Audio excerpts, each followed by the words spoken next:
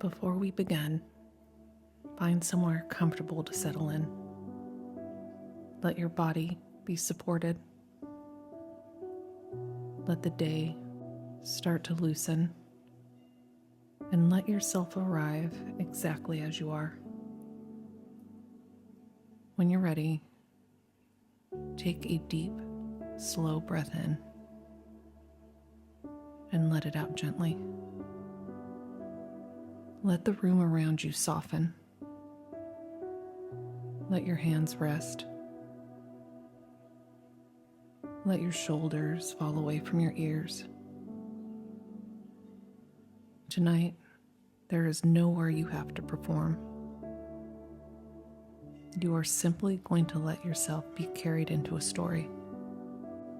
One more deep breath in and let it go. Imagine now that you are walking along a narrow path above the ocean. The evening has turned the sky into a deep blue. Not dark yet, just quiet. The kind of blue that makes every window look warmer. The ocean moves below the cliff, steady and low, and the air tastes of salt.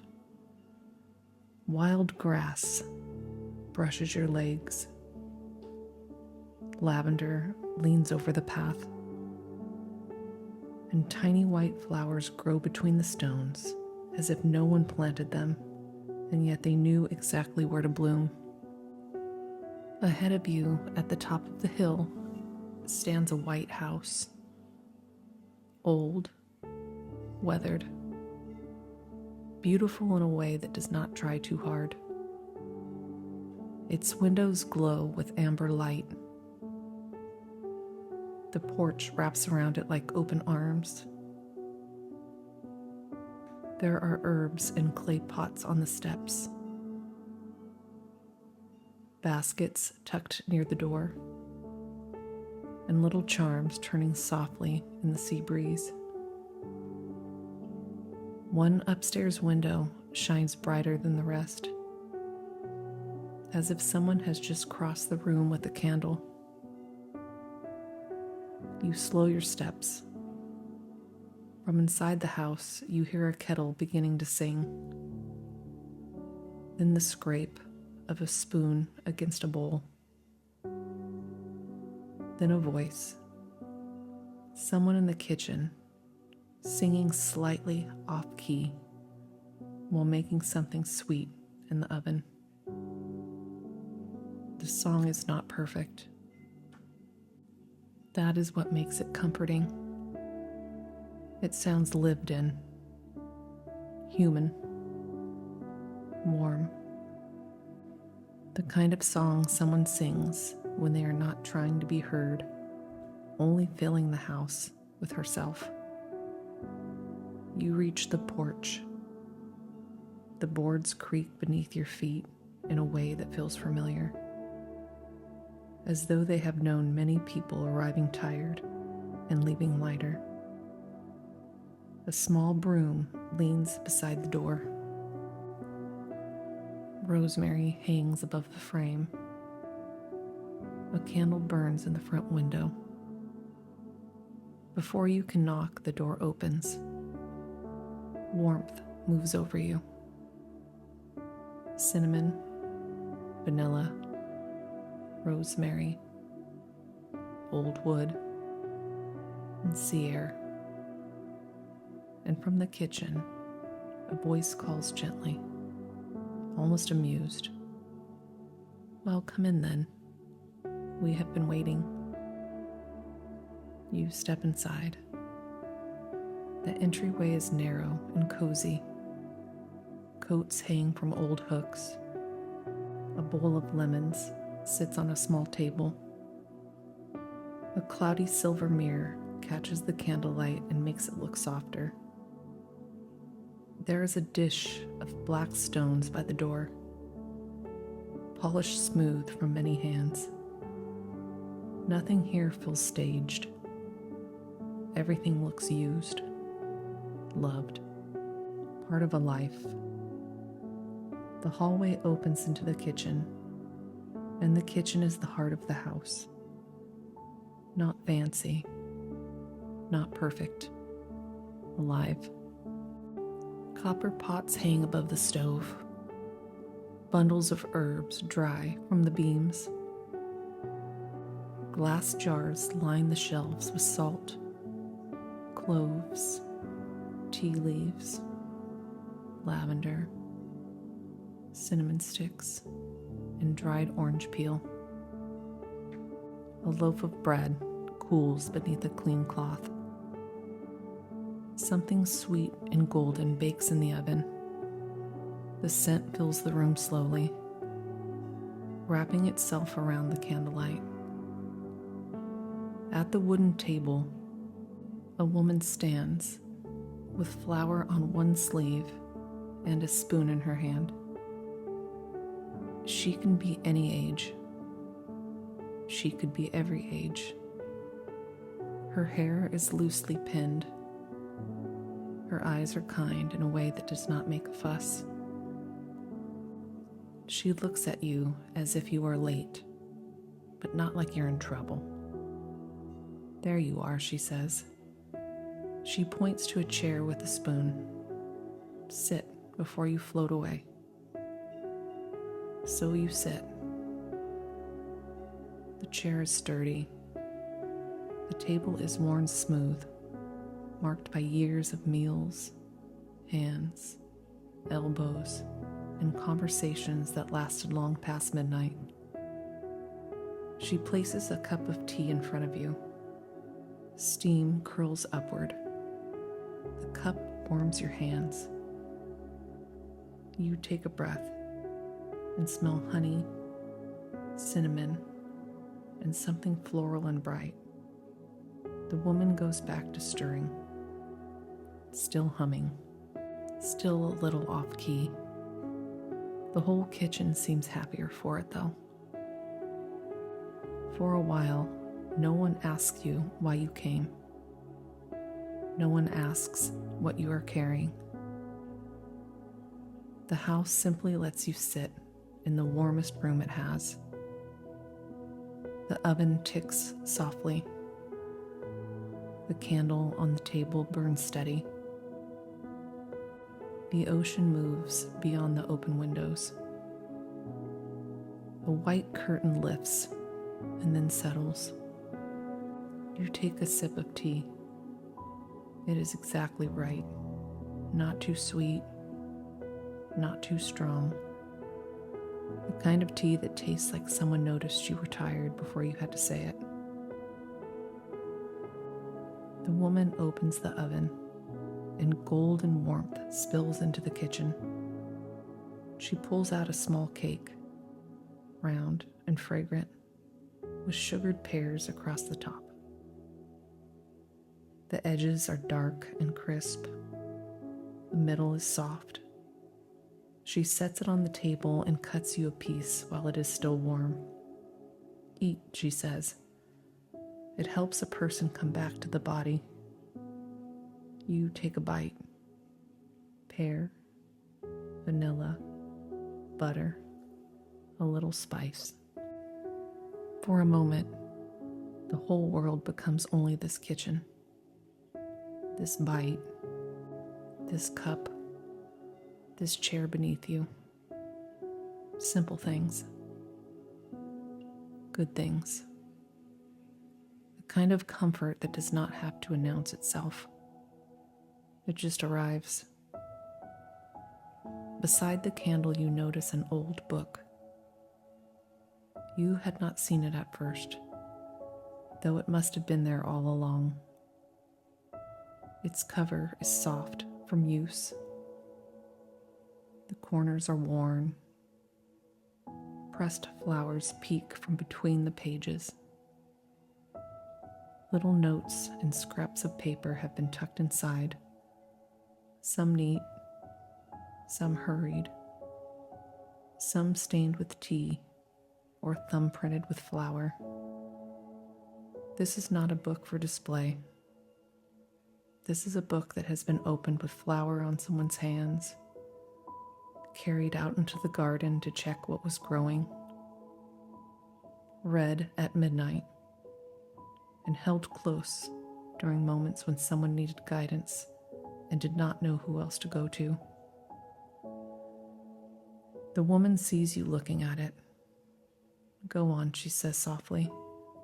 "It's already on your page." You touch the cover. The book opens by itself. Not with drama, just a small sigh of paper. The page is written in dark, slanted handwriting.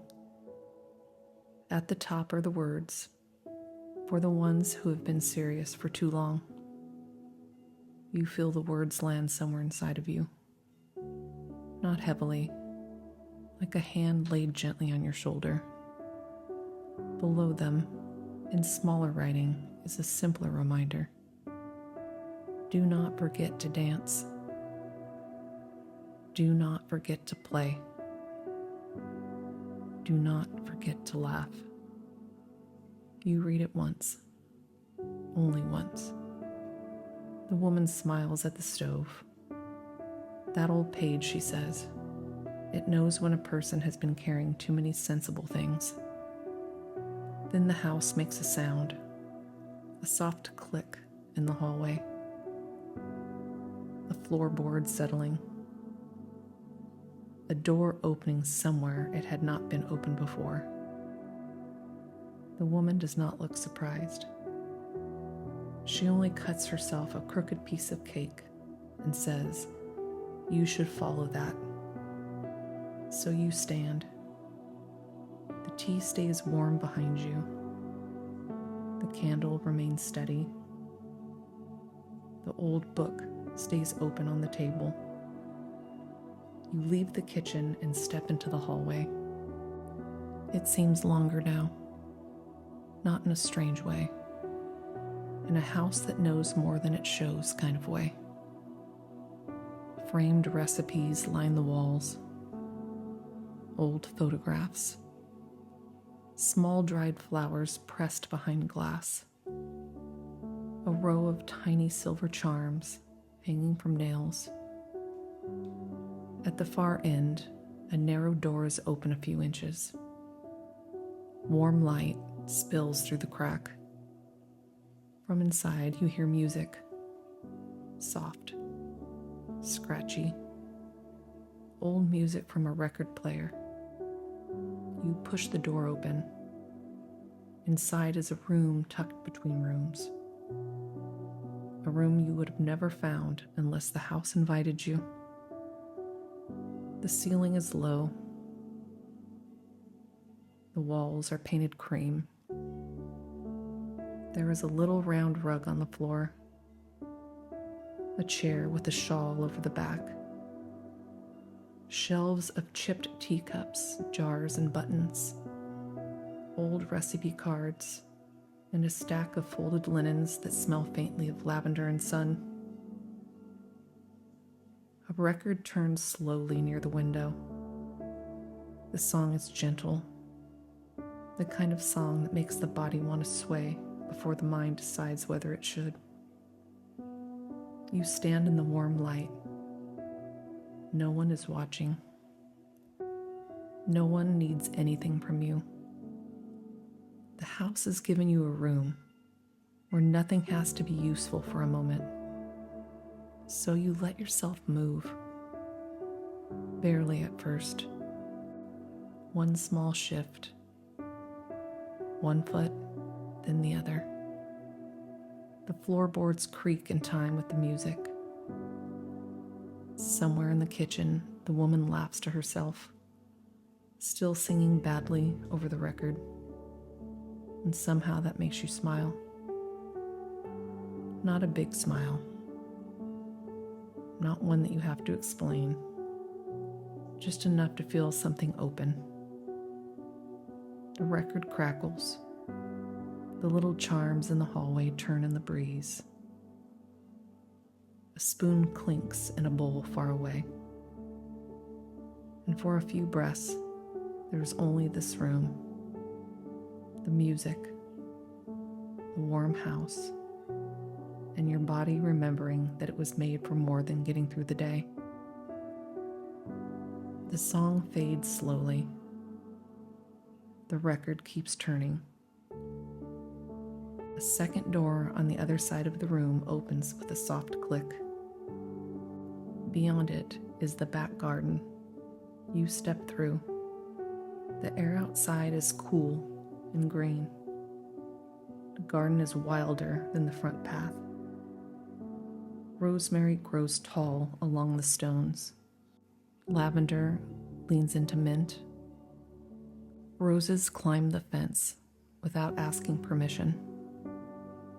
White flowers glow in the evening. A black cat sleeps on a garden chair, one eye opening as you pass, then closing again, unimpressed and peaceful. Little glass bottles hang from the branches of an old tree, catching pieces of moonlight. No path is perfectly straight. The garden seems to have grown the way stories grow, turning where it pleased, making room for whatever wanted to live. You walk slowly. Your breath begins to match the ocean below the cliff. Easy, deep, unhurried. At the center of the garden is a small table beneath the old tree. On it is a blue flowered cup, a jar of honey, a bowl of lemons, and a plate with one last slice of warm pear cake covered with a clean cloth. The woman must have brought it here before you, or the house did. In this place, either feels possible. You sit beneath the tree. The branches move above you with the sound like quiet skirts brushing the sky. You lift the cloth and take the little slice of cake. It is still warm. You eat slowly. The garden around you is alive with tiny sounds, leaves shifting, a cup settling on wood, the far-off call of a night bird, the sea breathing below everything. There is no lesson here, no task, only the sweetness of being allowed to sit in a garden at night, under an old tree, in a house that had already decided that you belong. After a while, the black cat stretches, jumps down from the chair, and walks toward a narrow stone path at the edge of the garden. It pauses and looks back. Of course, you follow. The path curves along the side of the house. Pale flowers open beside your feet. The cat moves ahead of you, silent and sure, tail lifted like a little question mark. A side door stands open. Inside, the hallway is dim and warm. The cat slips in first. You follow it back into the house. The kitchen is quiet now. The candle still burns beside the old book. The woman is washing a bowl at the sink, humming the same off-key song under her breath. She does not turn around, but she knows you were there. "Upstairs now," she says softly. "Your room is ready." The cat disappears beneath the table. You pass the kitchen doorway. You see the cup, the cake plate, the candle. All of it rests as if it has finished its work for the night. At the foot of the stairs, you pause. The staircase curves upward through soft golden light. The banister is smooth beneath your hand, polished by years of touch. You begin to climb. One step, then another. With each step, the house grows quieter. Not empty, sleepy. The kind of quiet that comes when a home has settled for the night. Below you, the kitchen light glows. Behind the house, the garden leans into the dark. Beyond the windows, the sea continues. At the top of the stairs, the hallway is narrow and still. Small things hang along the walls. Pressed flowers, a tiny painting of the ocean, a bundle of lavender tied with string, and a handwritten note pinned crookedly to the wall that says, "Leave the world downstairs." You smile at that. At the end of the hallway, one door stands slightly open. A soft glow spills through. You know before you reach it that this is the room. Not because you have seen it before, because some quiet part of you recognizes the feeling. You push the door open. The bedroom is whimsical and softly witchy, but peaceful. A white bed waits near the window, covered in blankets that look impossibly soft. The curtains move gently with the sea air. Dried herbs hang near the glass. A small black stone rests on the sill. Beside the bed, a candle glows in a glass holder, and next to it is a cup of tea still warm. On the dresser, there is an old mirror, a silver brush, a bundle of lavender, and a little dish of sea glass shining quietly in the candlelight.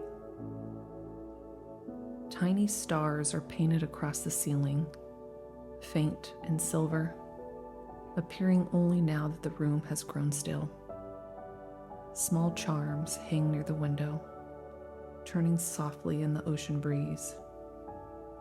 A little glass jar beside the bed holds a glow that looks almost like moonlight, gathered and saved for later.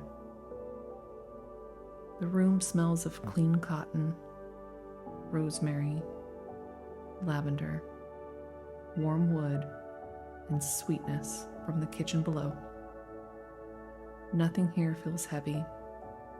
It feels protected, loved, kept. A place where your body can finally understand. I can put this down. I can rest. You step inside. The door eases closed behind you. The floor is warm beneath your feet. The candle beside the bed burns low and calm. You sit at the edge of the mattress.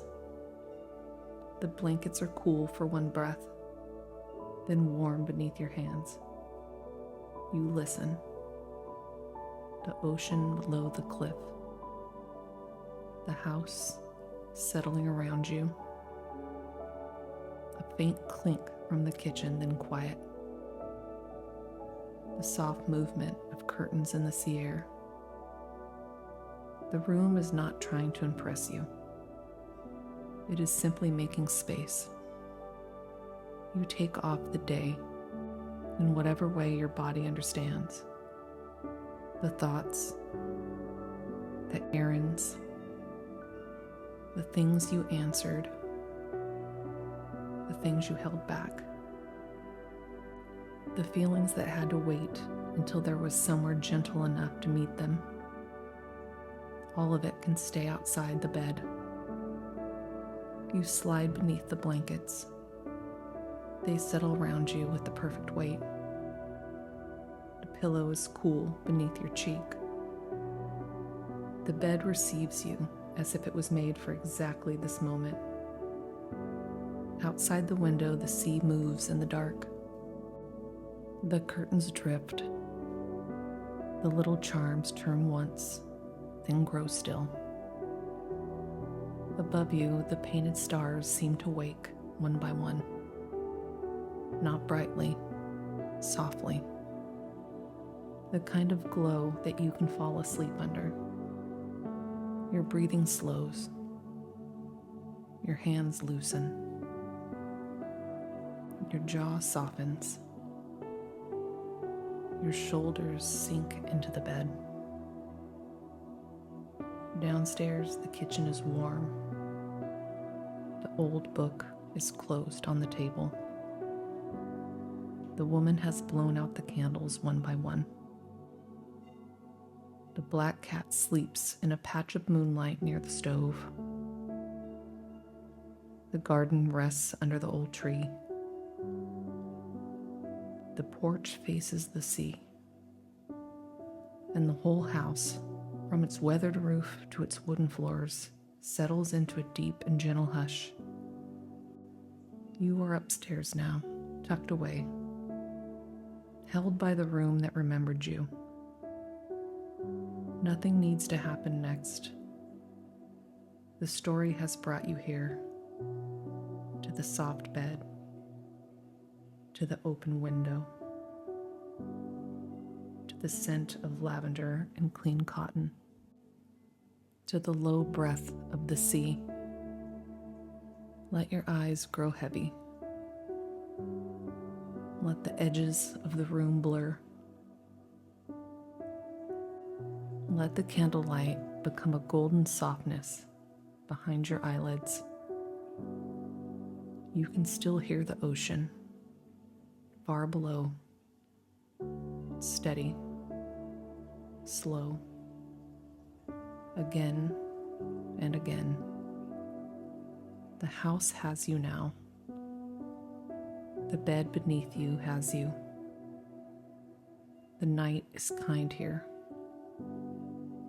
There is a cup of warm tea beside you,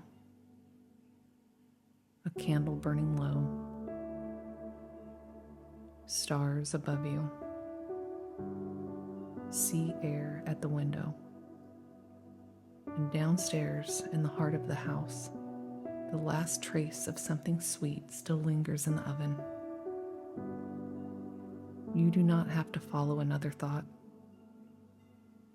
You do not have to finish another thing. You have arrived. You have wandered. You have found the room prepared for you. Now there is only rest, only breath,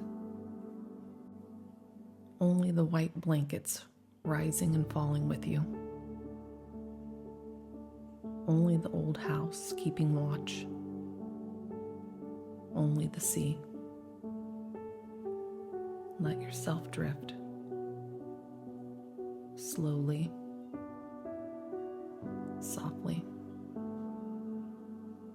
Deeper and deeper, until the room becomes a dream. Until the dream becomes sleep. Until all that remains is warmth, salt air, candlelight, and the quiet knowing that tonight you are safe in this magical house that has waited so long for you by the sea. Good night. Namaste.